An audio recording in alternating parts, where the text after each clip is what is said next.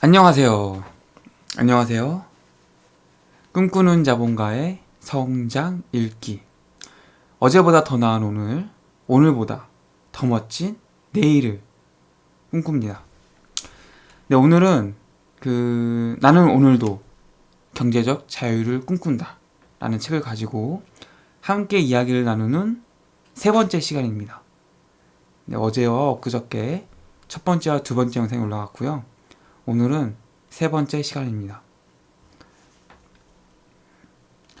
네, 오늘 함께 이야기해 볼 것은요, 크게 세 가지입니다. 첫 번째, 청울님의 돈에 대한 원칙. 두 번째, 유연한 사고가 돈을 번다. 세 번째, 돈이 열리는 나무를 심는 5가지 원칙. 이 세 가지에 대해서 이야기를 해보도록 하겠습니다. 청울님의 돈에 대한 원칙. 청울님의 돈에 대한 원칙. 첫 번째, 남의 돈을 빌려서 투자하지 않는다. 둘째, 공동 투자를 하지 않는다. 셋째, 내 돈을 남에게 맡기지 않는다. 직접 투자한다. 넷째, 투자를 빌미로 타인의 돈을 모으지 않는다. 네, 여기서 이제 그 청울림 씨의 뭔가 약간 투자 원칙? 네, 돈 투자할 때 이런 원칙들이 있는데, 첫 번째가 이제 남의 돈을 빌려서 투자하지 않는다 라고 했습니다. 저도 그렇거든요. 네, 공감되는 부분이 많습니다. 남의 돈을 빌려서 투자하지 않는다. 남의 돈을 빌려서 투자하게 되면은 일단 실패했을 때, 그 투자가 실패했을 때 돈도 잃고 그 관계도 잃을 가능성이 높아지고, 또 기본적으로 투자라는 거는 시간이 굉장히 중요합니다. 이 돈의 유통기한이라고 표현할 수 있는데, 어느 정도 이 돈 언제 갚아야 되고, 이 시한이 있는 돈들은 투자에서 가장 중요한 이 시간 확보가 어렵기 때문에, 가급적 남의 돈을 빌려서 투자하시면은 굉장히 투자를 좀 불리하게 할 수 있다. 그래서 남의 돈을 빌려서 투자하지 않는 것이 가장 좋다는 거고요. 둘째는 이제 공동 투자. 참 동업하지 말라 뭐 이런 얘기 많이 들어보셨잖아요. 공동 투자가 참 어렵습니다, 진짜. 사람마다 기대하는 수익률이 다르고, 또 불가피한 사정들이 막 생기면서 뭐 돈을 빼야 된다든지 뭐 이렇게 뜻이 달라질 수 있기 때문에, 뭐 이런 거 다 잘 됐을 때 얘기인데, 또 안 되면 또 안 된 대로 또 여러 가지 문제가 생기고, 잘 되더라도 또 아까 말했듯이 뭐 기대하는 수익률 뭐 이런 것들이 모두 달라서 공동 투자가 생각보다 너무 어렵습니다. 그래서 가급적 혼자 자신만의 돈으로 투자를 하시는 게 좋습니다. 세 번째는 내 돈을 남에게 맡기지 않는다. 직접 투자한다. 내가 공부를 해서 내가 제대로 투자하는 게 맞는 거죠. 왜? 남에게 맡기는 순간 거기에는 이제 수수료 이런 것들이 다 이제 포함이 돼서, 그런 것들이 다 이제 빠지고 난 뒤에 이제 내 수익이 계산이 되는 겁니다.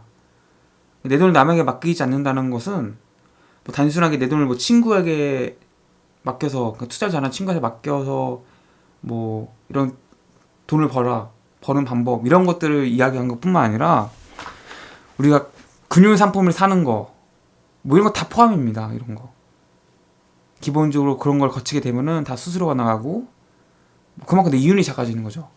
그렇기 때문에 투자에서 가장 좋은 거는 내가 직접 공부해서 내가 가장 좋다고 하는 것에 투자라는 게 가장 좋습니다. 그게 가장 수익률이 큽니다. 그렇기 때문에 내 돈을 남에게 맡기지 않는다는 이 이야기는 직접 이제 투자를 하라는 이야기죠. 뭐 다른 간접 투자 이런 거 하지 말고, 다른 사람에게 내 돈을 맡기지 말고, 뭐 그런 이야기입니다. 네 번째는 투자를 빌미로 타인의 돈을 모으지 않는다. 이거는 이제 뭐 계속 말했지만, 과거에 이런 분들이 좀 있었죠. 뭔가 블로그라든지 카페를 통해서 자신의 뭔가 인지도를 쌓고 영향력을 키운 다음에 투자자를 모집한 겁니다. 그러고 나서 이제 먹고 튄 거죠. 그래서 사기당하신 분 종종 있습니다, 진짜. 그렇기 때문에 여러분들은 여러분이 직접 돈을 모으셔도 안 되고 다른 사람들이 그런 모으는 거를 참여하셔도 안 됩니다. 그래서 이 부분은 네 번째는 꼭 명심하셔서 사기 당하지 않도록, 혹은 본인이 이제 다른 사람 돈을 모아서 이걸 잘 굴려서 내 수익도 극대화시키고 그 사람들도 좀 돈을 벌어다 주면 좋지 않을까 라고 생각을 하시겠지만 굉장히 어렵다. 남의 돈을 하는 건 굉장히 어렵다. 그렇기 때문에 마음 편히 본인 돈만 가지고 하시는 게 좋다라는 겁니다. 근데 그럼에도 불구하고 타인의 돈을 모으는 이유는 다른 사람의 돈을 통해서 이익을 창출하는 게 수익률이 굉장히 높습니다. 내 돈만 가지고는 이게 얼마 되지 않기 때문에 뭐 20% 30% 수익이 나도 이게 절대적인 금액을 잡을 수 있잖아요. 타인의 돈을 모아서 뭐 20, 30원 모으면은 20% 30% 내가 막 가져가게 되면은 이게 벌써 몇 억이 되잖아요. 그래서 이제 많은 분들이 뭔가 다른 사람의 돈을 모아서 어떻게 뭐 해보려고 많이 하시는데 뭐 대부분은 뭐 결말이 그렇게 좋지는 않습니다, 사실. 네.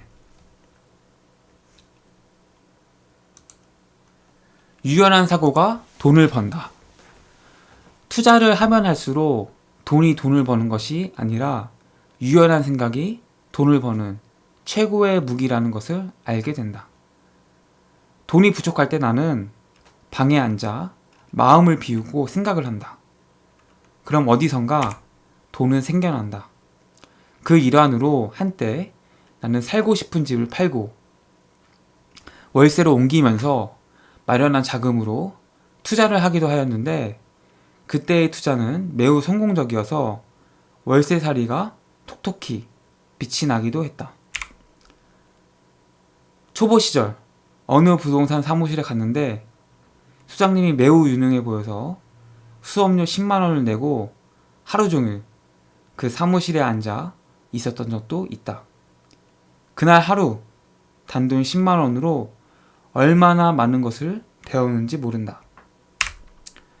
아파트 상승 초기에 어느 지역에서는 빠른 시간 내에 많은 매물을 확보하기 위해서 유능하다고 판단되는 소장님에게 그 자리에서 수고료 100만 원을 지급하고 물건 확보를 의뢰한 적도 있다. 그 소장님은 2주 만에 최고의 물건 10개를 확보해서 내게 가져다 주었다. 나는 100만 원의 수고료 덕분에 그 투자를 할 수 있었고 수억 원의 수익을 올릴 수 있었다. 돈 한 푼 들이지 않고 신도시에 번듯한 상가를 사서 매달 100만 원이 넘는 고전 수익을 만들어 내기도 했다. 이 놀라운 결과들은 모두 부지런하고 유연한 사고로부터 비롯된 것이다. 자본이 많아서도 아니고 정보가 대단해서도 아니다. 가진 돈이 없어도 유연한 사고를 할 수 있다면 얼마든지 방법을 찾아내 돈을 벌 수 있다. 지금은 그저 열심히 살면 안 되는 세상이다. 생각 없이 열심히 살면 남 좋은 일만 하게 된다. 관습적인 사고는 관습적인 결과만을 낳는다. 그러니 생각하고 또 생각하라. 보이는 것만 믿지 말라.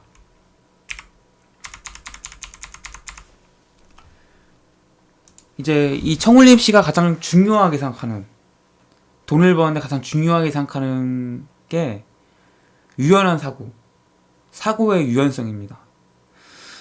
그래서 여기는 이제 청울림 씨의 뭔가 사례가 나오는데, 여기 보시면은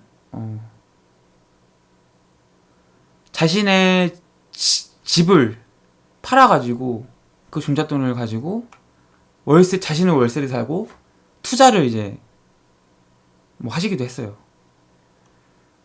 그러니까 이게 이런 상황이었던 거죠. 뭐랄까, 내가 지금 다 투자를 해놔서 돈이 없는 상황인데 너무 좋은 물건이 나온 거죠.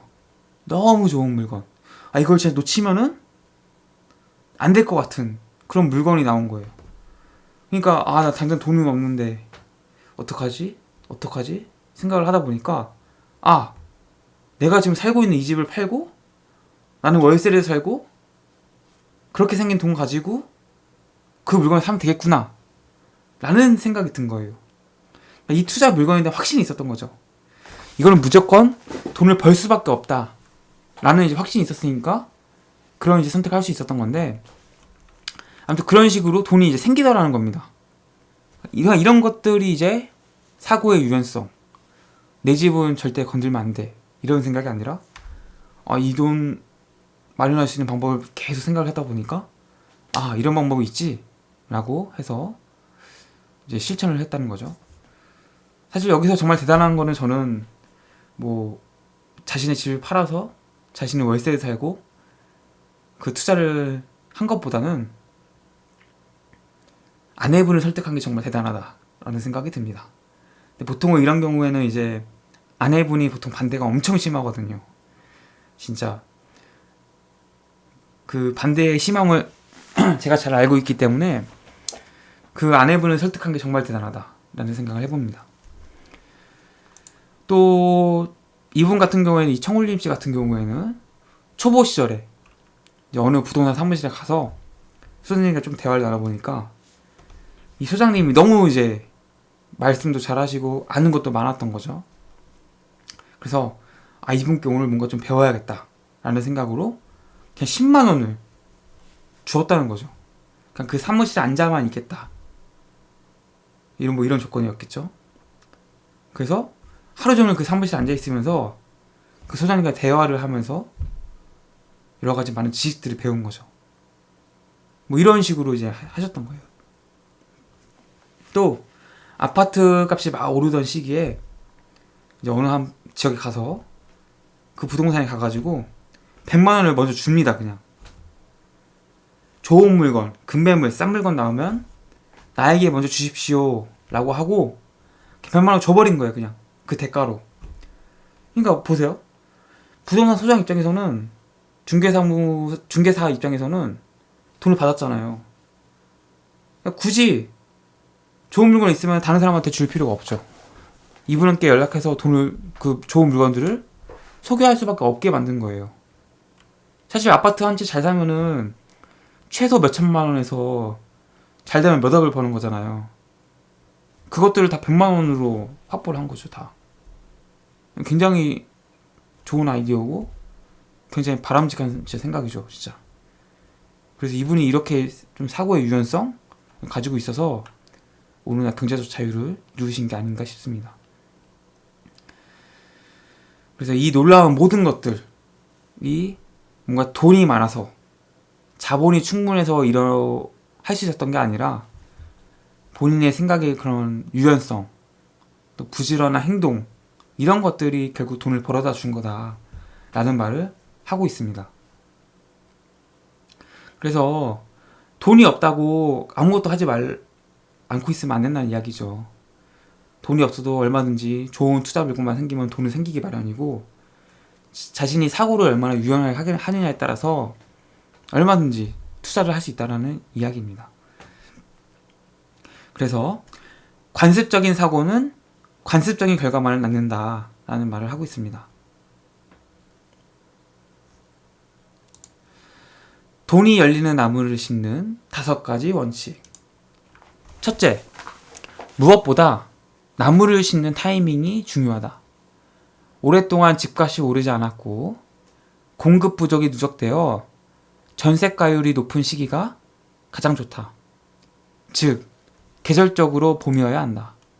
둘째, 실투자금이 적게 들어야 한다. 한 채당 투자금이 가급적 3천만 원 이하로 들어가는 것이 좋다. 3천만 원은 웬만한 직장인의 연봉이기도 하고, 이보다 많으면 그만큼의 리스크를 짊어져야 한다. 투자금을 적게 들면 적게 들수록 좋다. 투자금이 적게 들어야 부담 없이 오래 보유할 수 있기 때문이다. 셋째, 입지가 좋은 곳에 투자해야 한다. 입지가 좋아야 오를 때 더 크게 오르고 전세가도 꾸준히 상승한다. 수요가 많으므로 공실이나 역전세 걱정도 할 필요가 없다. 넷째, 이왕이면 호재가 있는 곳에 투자해야 한다. 지하철 개통이나 대규모 일자리가 들어서는 지역이 가장 좋다.